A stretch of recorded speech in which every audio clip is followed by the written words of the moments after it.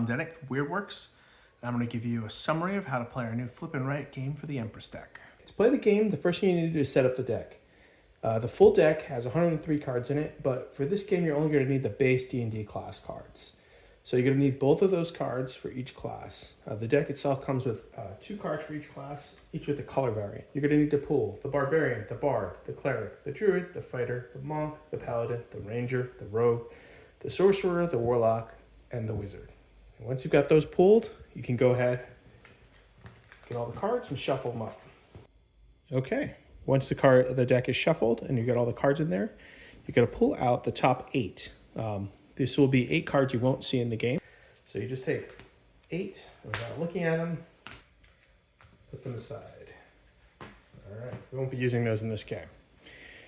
Okay, so I put the other deck over there too.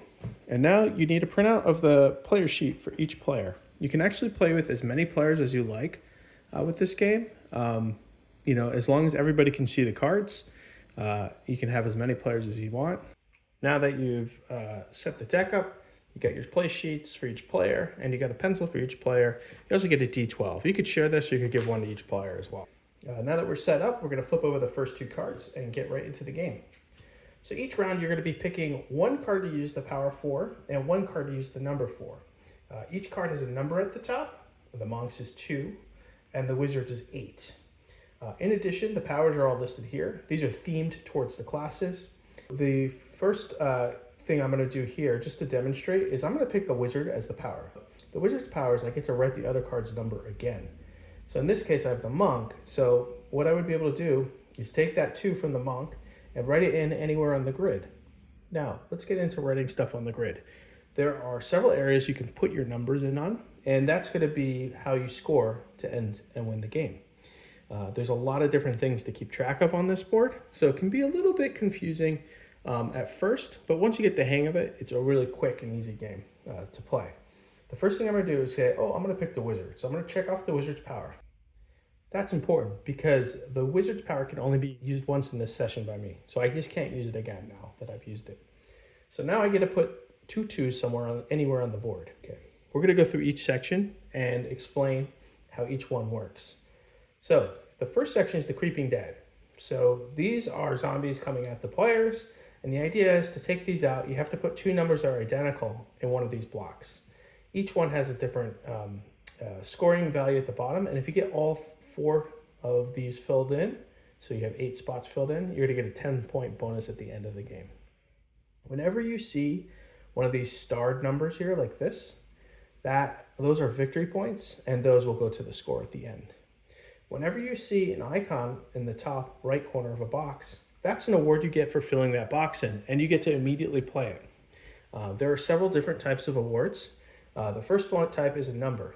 So if I were to fill in this box, which I'll do right now, I'm going to put a 2 here and a 2 here because I got the 2 2s from the Monk. Right away, I'm going to get this 6. And what that means is I can put a 6 anywhere on the board. So the next thing I want to go through are the trolls. So I'm just going to put a 6 in the first troll slot. Now, whenever there's a green area, that means you can put a number there. So they all have different rules on how you progress in that area though. So let's go through the rest of these areas. So the next slot is trolls. Trolls, every number in this area has to be a different number. So that means you can put 6 in the first one, but then none of these can be 6 for the rest of this. And you can go right down the line, and if you get to the end, you get a big bonus. Next, we got the forest.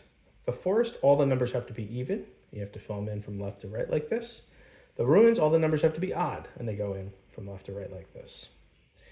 The dragon, the numbers must get bigger as you go up. So 6 would not be a good one because the numbers are going to range from 0 through 12. So you don't want to start with 6. That's kind of high to start if you want to go all the way to the end of dragon. And the dungeon is kind of like the catch-all. So it's a good kind of area to explore and get some bonuses out of. It doesn't have a big payoff necessarily like the rest of them, but if you do get to the end, you get some points here. Okay, so let's go through the rest of the bonuses. So we got the 6 here. We put that here in trolls. Next, we have the 12-sided die. Whenever you fill in a spot with that, you're going to roll the 12-sided die, and whatever number comes up, you're going to fill that in anywhere on the board. Just like this, but you get a different number. This spot is a 4. It's just like this one. You're going to put a 4 anywhere on the board. And this spot's a new one. That's gold. So whenever you get a gold, you're going to check it off on the list down here. And as you move up the list on the gold, you're going to get more and more points at the end of the game. So now that I've picked my number, the monk to 2, and the wizard's power is my power this turn, the round's over, everybody's done, we can go on to the next round. So these cards get discarded. The last thing we need to cover is the jewel match bonus. Now you can see there's these triangles and circles and diamonds throughout the dungeon and adventure. So whenever you get one of those, that's going to accumulate to your jewel match bonus at the end of the game. So let's say I played the game for quite a bit, and at the end I filled in 4 of these jewels. At the end, that would mean that I'm going to get 12 bonus points for all those jewels that I captured. One additional rule is exhaustion. So if there's ever a point like here, let's say both of these powers are not great for me right now because I have no gold, so the monk's power is not useful.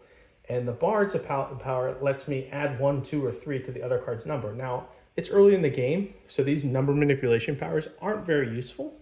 You may want to just take both numbers. So I would get a 0 from the bard and a 2 from the monk. I can do that. I just get an exhaustion, which I check off down here. Now, at the end of the game, if you get too much exhaustion, the first one's free, but if you get any more exhaustion beyond that, you're going to lose points at the end of the game. So let's go through the rest of the cards. The bard's going to let you change the other number of the card to anywhere 1, 2, or 3, add or subtract. So that will allow you to get the number you need to fill in a spot that's hard. The next power is going to be the ranger. So the ranger's favorite enemy is trolls. You get to write in any number you want in the trolls area. So you can write a maximum of 12 down to 0. The monk, if you have a bunch of gold, will allow you to erase the gold and fill in 2s for each gold you erase, which is very powerful for comboing around the adventure. So next we have the fighter. The fighter is going to let you write any even number you want, which can be very useful for filling in the forest or whatever you like. Next we've got the cleric.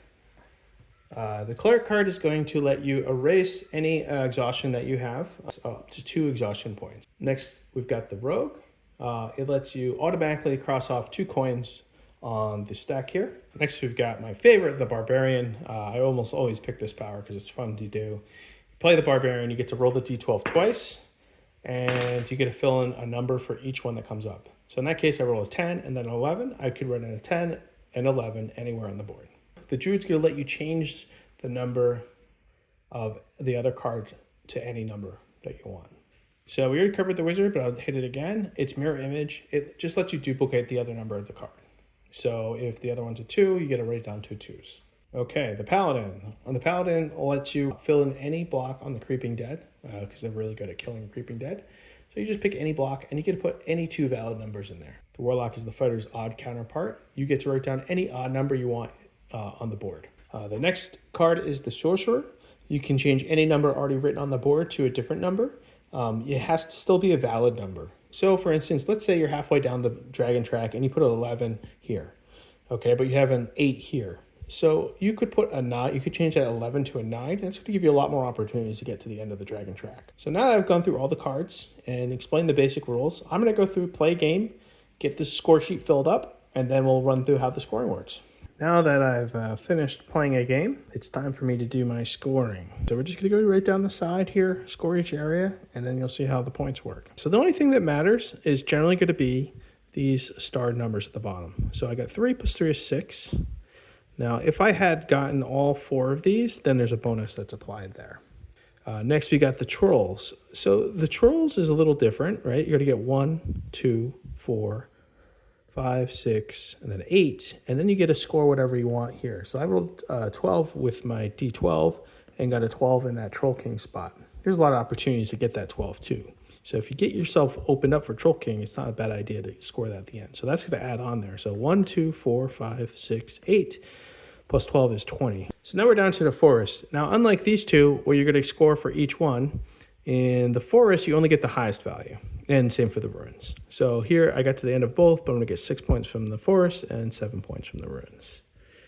All right, same thing with the dragon. It's only the highest you got, so you just get that highest number. You write in the highest you got, so that's 3. Now in the dungeon, you get to score each star value you've completed. In this case, I've only completed the 2 here, so I'm going to get 2 from that.